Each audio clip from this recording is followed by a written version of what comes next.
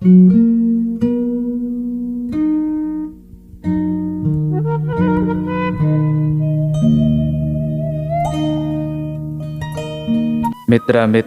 pemirtub dongeng Mang Guru, bulan purnama moncorong, lir anu embung tinggalin nyaksian kejadian anu keur lumangsung di buruan imah Jang Surya.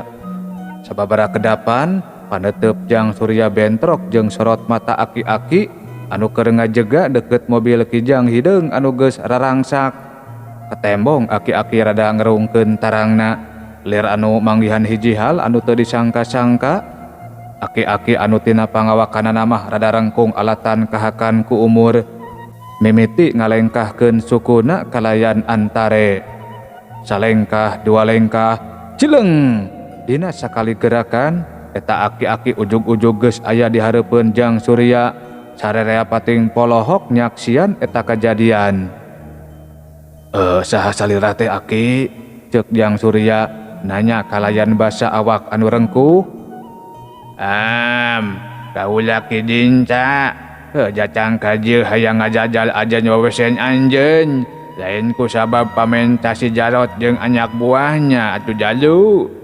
Ngadenge ngaran Ki Dinta, warga anu keur ngagimbung, anu geus aya umuran mah kacida ngagarebegna, sabab geus pada nyaho dina zamana mah ngaran Ki Dinta teh geus kakoncara minangka saurang jawara sakti mandraguna anu ngilang geus aya kana puluhan taun lilana. Upami kitu mah hapunten Ki, abdi moal tiasa nyumponan kapalai aki, tos we abdi anu ngangken kateter jajaten. Abdi mah alim disebat alak-alak cumampaka, caluta kajalami anu parantos seungit kaluhungan elmuna. Ceuk Jang Surya handap asor. Da geus apal, akina kungsi nyaritakeun ngeunaan saurang jawara anu hese neangan tandingna. Kacari maku ace wenying, boji parangi anjeun es donying luhur, capek cacap kaula mah hayang ngajajal.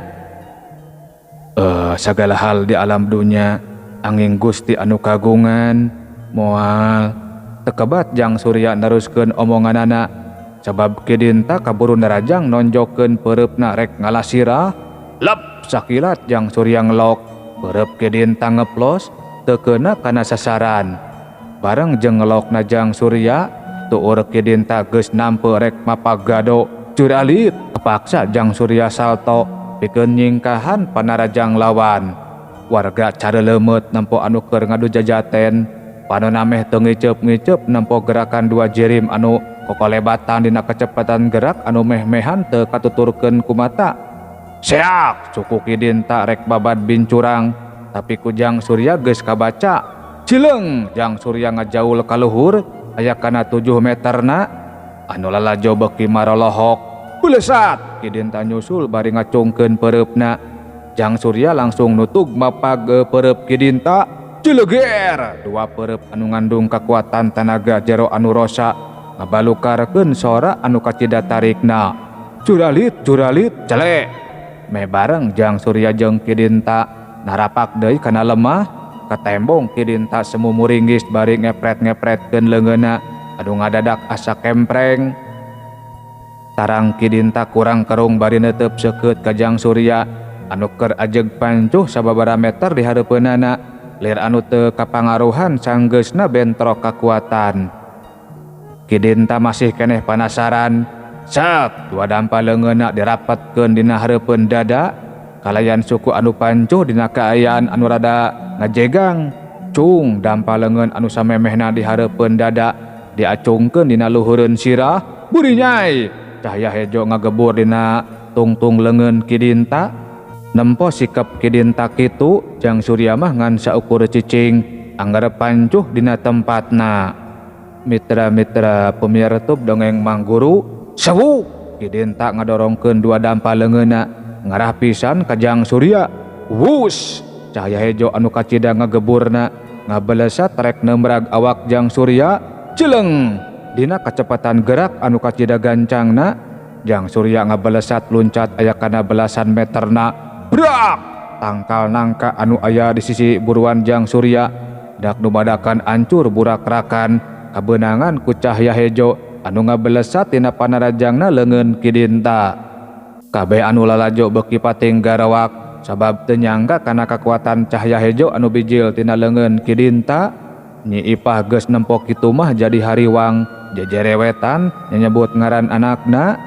Kang Japra ge sarua milu hariwang tapi teu bisa kaluar tina angkot sabab kunci-kunci pantona teu bisa dibuka. Dina kaayaan Jang Surya keur di awang-awang, Kidinta nyusul tepus narajang Jang Surya. Cahya hejo ngabelesat deui tina leungeun Kidinta. Jang Surya gancang murageun awakna pikeun nyingkahan panarajang. Plos! Pikeun anu kadua kalina panarajang Kidinta lapur deui tina sasaran. Seot! Awak Jang Surya ragrag kana palebah dapuran cau anu teu jauh ti buruan. Awak Jang Surya teu katempo kahalangan ku rajegna tangkal cau tapi tekung selila ge mucung heul deui sanggeus leuwih ti heula aya anu ngaburinya dina dapuran cau. Jang Surya kalayan antare lempang nyamperkeun Kidinta. Ari Kidinta anu geus asa kakuras tanaga alatan ngagunakeun tanaga Rusyah dina jurus pamungkasna gancang ngarobah sikepna pikeun ngumpulkeun heula kakuatan.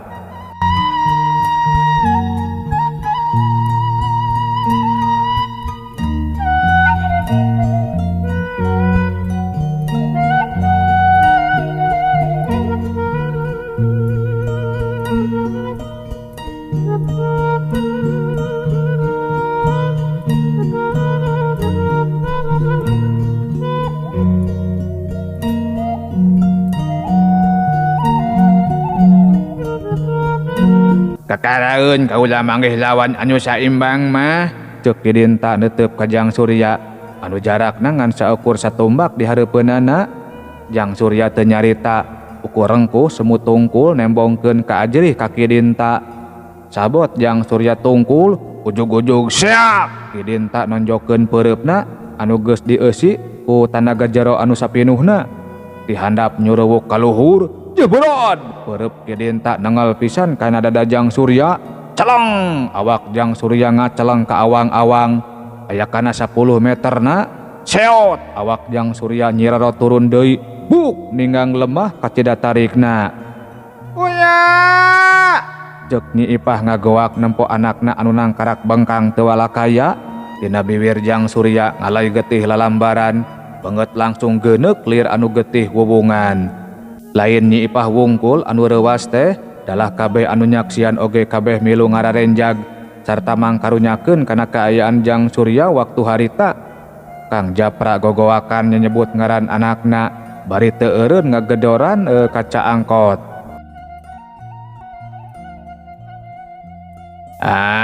Hampura sugan teh anjeun rek mampu maca gerakan kaula. Cecelan nepi ka kiwari kaula can manggih deui lawan anu sacacar. Iwal si Murja hiji-hijinya lawan anu sacacar jeung kaula. Kerendengna Kidinta anu saterusna mah ngabelesat ningalkeun eta patempatan. Uya, uya, uya.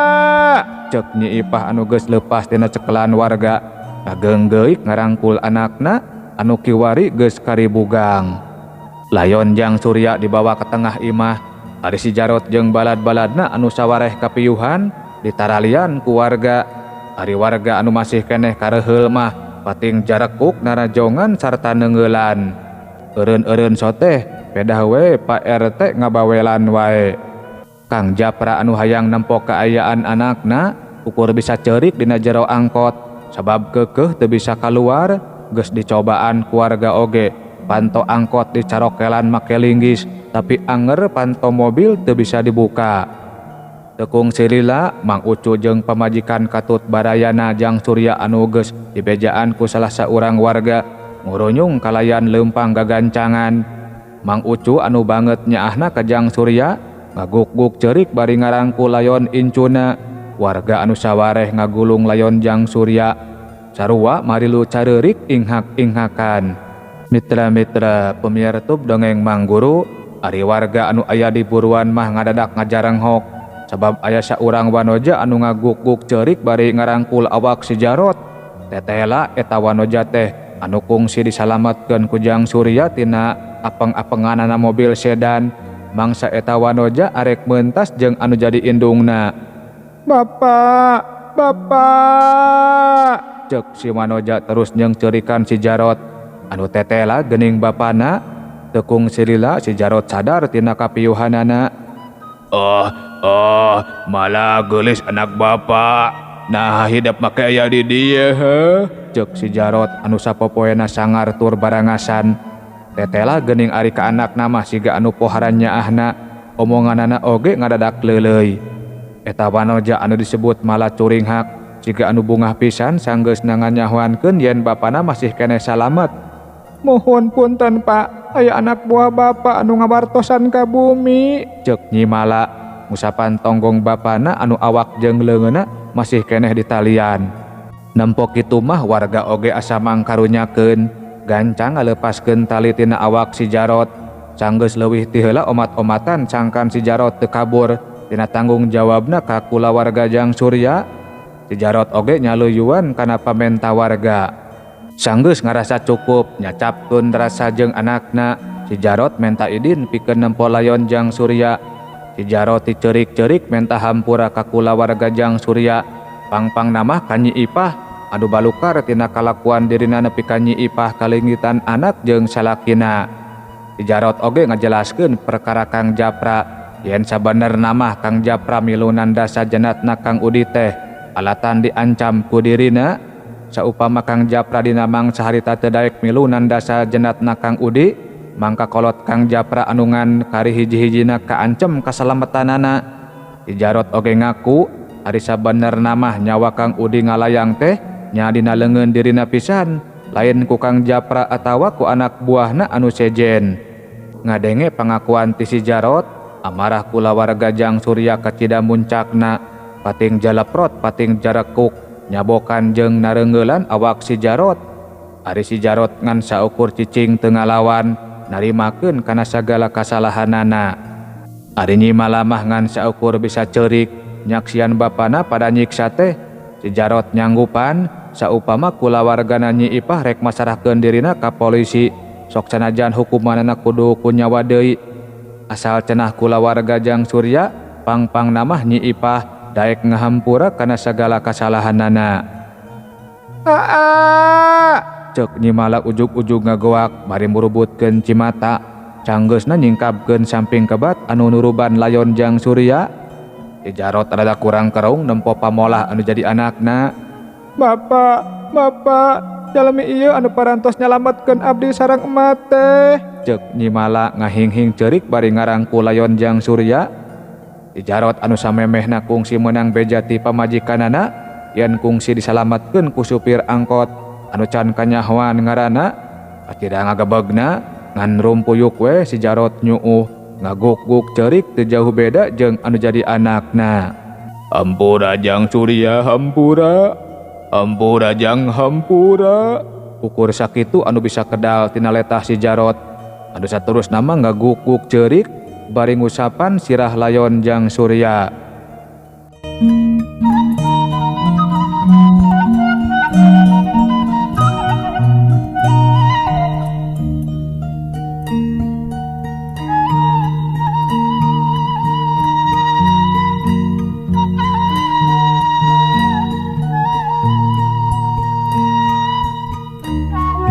Mitra-mitra pemirtub dongeng Mangguru, tekung silila ngurunyung Kang Japra anu geus bisa kaluar tina kereman angkot. Sadatangna ka jero imah, Kang Japra langsung ngaguk-guk bari ngagalentoran layon anakna. Nyi Ipah anu geus robah deui hatena, alatan geus meunang keterangan ti si Jarot, milu ngaguk-guk deui bari ngusapan tonggong salaki anu keur ngarangkul bugang Jang Surya. Salaki anu salila ieu geus namplokeun ka dedeh jeung ka nyaah ka diri jeung ka anak-anakna. "Hampura Akang Nyai, hampura," ceuk Kang Japra semu sisimekeun, panonna pinuh keneh ku cimata.